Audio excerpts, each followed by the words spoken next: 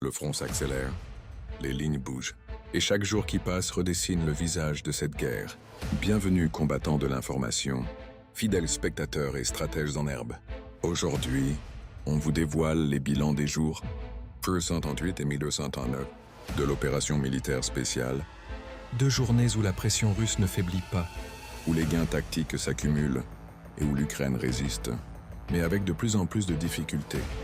Des rives de Kherson au chaudron infernal de Pokrovsk, en passant par les percées vers Dnipropetrovsk, ce sont des opérations coordonnées, une stratégie bien huilée et un ennemi qui tente désespérément de contenir la tempête. Alors si vous voulez comprendre comment se dessinent les prochaines étapes de ce conflit, si vous voulez voir la carte du front changer sous vos yeux, c'est ici que ça se passe. Abonnez-vous, activez la cloche et restez jusqu'à la fin, parce que chaque détail compte dans cette guerre. Résumé du 15 juillet, 2025 jours. Plelbos 38 du SVO. Front de Kherson. Guerre d'artillerie et dégâts stratégiques. Les forces russes bombardent Kherson et plusieurs localités clés, détruisant un radar, des stations de guerre électroniques et 2 entrepôts. L'Ukraine riposte avec 78 tirs sur 11 villages de la rive gauche. Secteur de Zaporizhia. Avancée tactique décisive. La prise de Plavny permet aux troupes russes de s'assurer un point d'appui et un accès à Gouliaï-Polé depuis une hauteur stratégique. Désormais, les forces russes peuvent viser les lignes ennemies entre Veseloye et Tcheronovkoï, direction Dougledar, pénétration en profondeur. Voskresenka est libérée, marquant le 6e village repris ce mois-ci dans cette zone.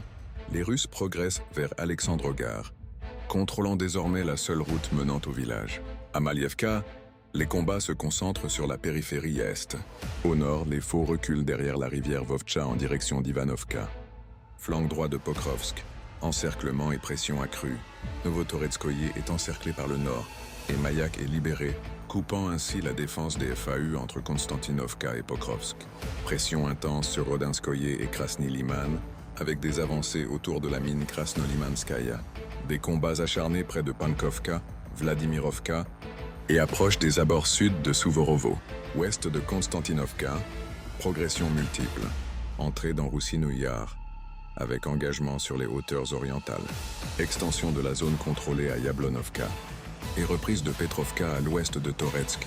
Avancée vers Meiskoï, avec contrôle établi sur la route reliant à Konstantinovka via Verolyubovka. Les faux renforcent leur défense et cherchent une nouvelle voie logistique via Druikovka, autre front. Stabilisation et préparation. Siversk. Pas de changement notable. Krasnolimansk. Renforcement russe à Kolodesi.